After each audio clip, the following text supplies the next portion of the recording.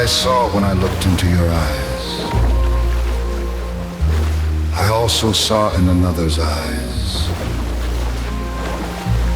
What I felt when I held your hand was also there in another hand. I said, I love you to many people.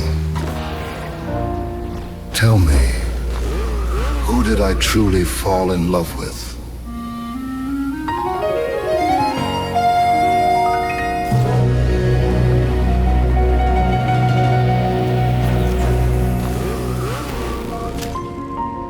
Woohoo! Tell me who I truly fell in love with? This, my friends, is a big player in world history. Thousands died because of Helen of Troy. Thousands of myths and epics have been told for centuries.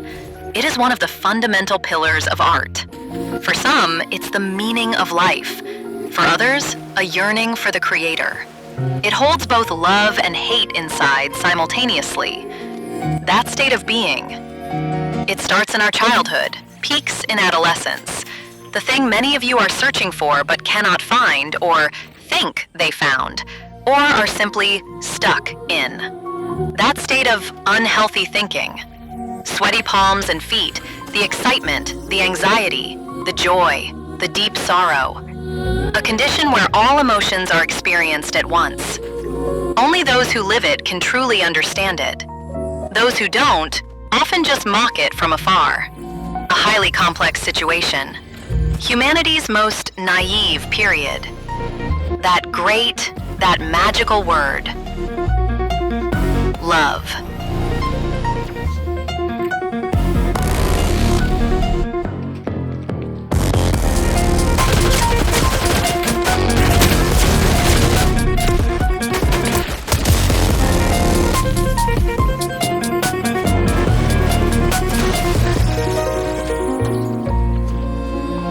What I saw when I looked into your eyes,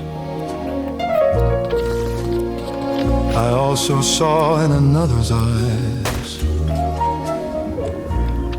What I felt when I held your hand was also there in another hand. I said, I love you to many people. Tell me, who did I truly fall in love with?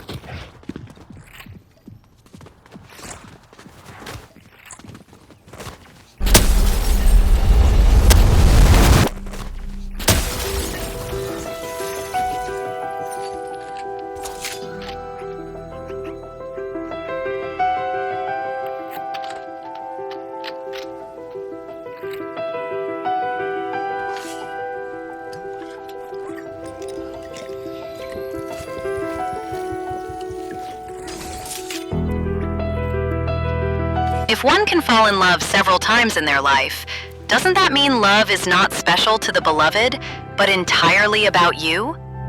Not every person we love we fall in love with. There are countless married people with children who have never tasted love. So I ask, based on what are we truly falling in love? So let's return to the question that ended our monologue. Was the love specific to the person, or was it a reaction triggered by that person? Science argues for the latter. The chemical reality is harsh. Love is an addiction, an obsession, a dependency similar to caffeine or alcohol. It's categorized as a compulsion because its purpose is singular. Love is hardwired to hedony, the pursuit of pleasure, driven by hormones like endorphins. Your brain isn't distinguishing between the excitement of a new partner, the comfort of a warm meal, or the thrill of winning money. All of them are just another dose of pleasure. Love is a high. And this is where the loop begins, correct? Correct. Just like any addiction, your brain builds tolerance. The first dose is spectacular, but the effect diminishes over time.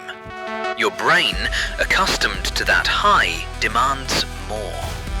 And if the current partner can no longer provide the novelty, the rush, the fear, the brain finds a way to seek a new source. This explains the infidelity, the breakups, the restless search. This is not a moral failure. It is a chemical imperative dictating your reality. You believe you are choosing freedom, but you are merely obeying the loop's constant demand for novelty. So why does this chemical reaction start with that specific person? Psychologically, all deep relationships begin with a primal, powerful feeling. Fear. The anxiety of the unknown, the fear of rejection, the simple fear of the stranger. When that fear is overcome through connection, the bond that forms is intensely deep and lasting. The greater the fear at the start, the deeper the loop becomes. But humans constantly sabotage this. Our biggest mistake is trying to change the person we love. Why? Because we aren't seeking them. We're seeking a reflection of our own ego. We fall in love with the parts of ourselves we see projected onto them. The moment they stop being our perfect mirror, the loop cracks. So how do we break this cycle of chemical dependency and self-obsession?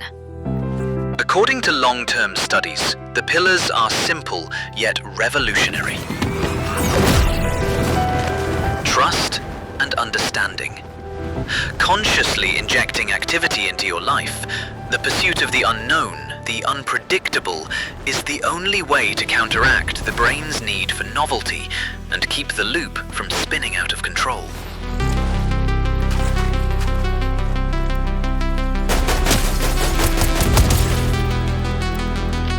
We've analyzed the addiction and the psychology. Now we ask the final existential question. If love is just a controllable reaction, why does it feel like the deepest truth in existence? Why the heartache? Why the eternal search? The answer lies outside the loop. Philosophical and spiritual traditions declare that love is the only single, constant reality in the universe. It is the essence of creation, the 0 point of all potential. God is love. And this messy, confusing, painful human love? It is a holy tool. It is a gateway left by the Creator to disrupt our petty, self-made loop and force us to remember our true nature. When we truly fall in love, the ego disappears.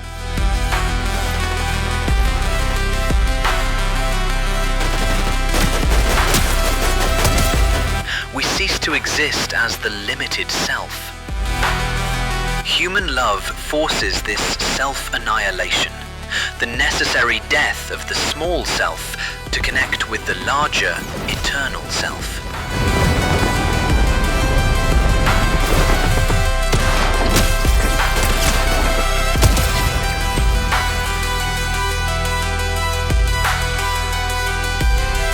So, the ultimate goal of love is not to make two halves one, but to recognize that two perfect wholes form a new perfect whole. This is a recognition, not a merger. You are already whole. May I ask you a personal question? Absolutely. What is your personal take? What does love signify to you?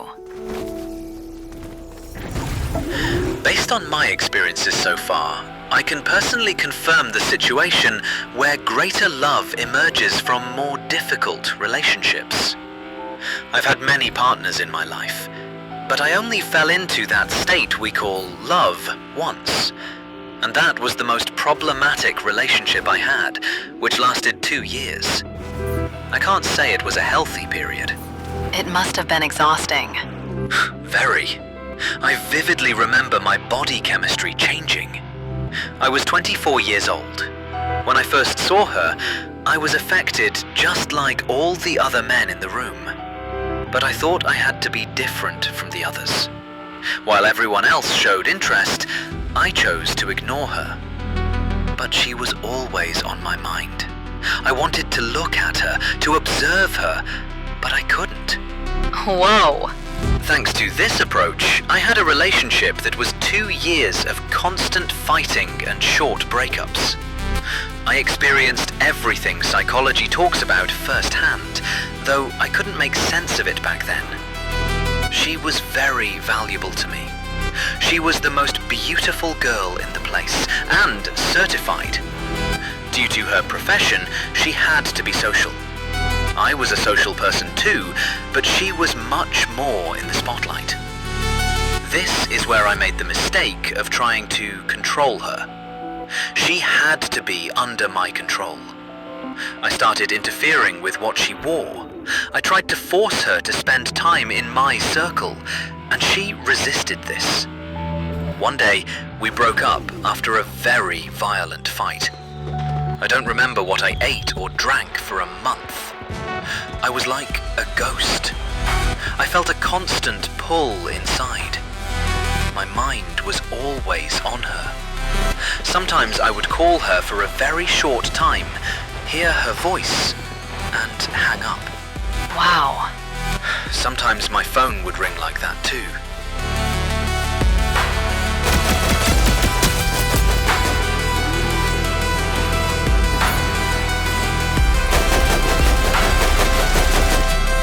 I'd be happy, hoping it was her. Every phone call. My heart would pound, wondering if every message was from her. And one day, that message came. Just because someone doesn't love you the way you want them to, doesn't mean they don't love you with all they have. We started again. But we ended it with a much more intense fight. There was no aftermath, because the next stage was where we could have seriously harmed each other.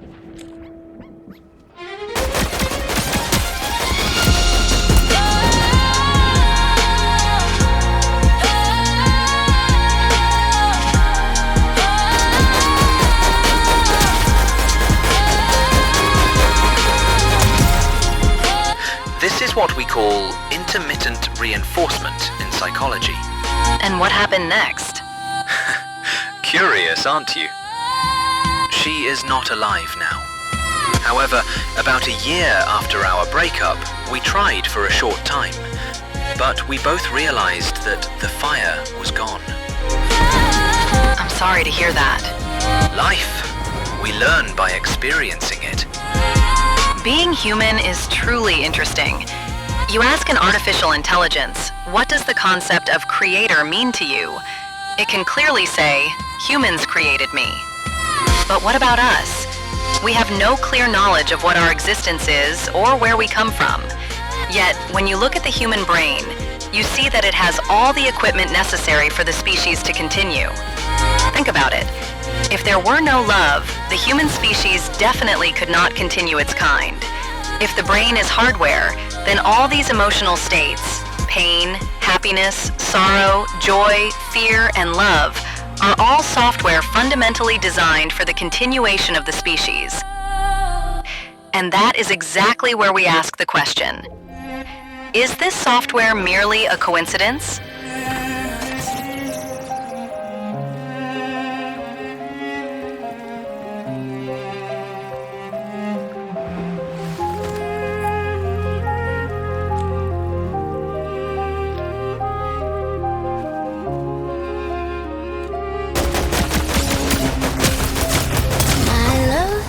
The shore that knows no turning tide, a secret deep within where all my shadows hide. I know this path must end and sorrow be my crown, but I would burn my world just to see you're safe down. I pledge this soul to be beyond the flesh and breath. My only peace remains even in this endless death. Oh, I will choose this pain, this beautiful command, to leave my heart with you. Tell me, who did I truly fall in love with? And this was Heart, the fever burns, the wisdom from my head. I speak of fire and ash, though no true word is said. We are all bound by the same chemical and spiritual laws. Yet we have a choice. Remember, this world is enough for all of us. Thank you everyone for joining us. We exist together. We love you. Deepest trust can turn to golden form to mid corrode and rust. Oh, folly of the heart to ruin what it craves. I built a fortress strong, then dug our empty graves. Twas not the girl I sought, but freedom from the fear of being whole alone while holding her so near. Now silence is my bride, and memory my foe. A tragic play rehearsed where only ruin grows. I broke the sacred loop, but found no peace outside. Just an empty space where once my guide and started right.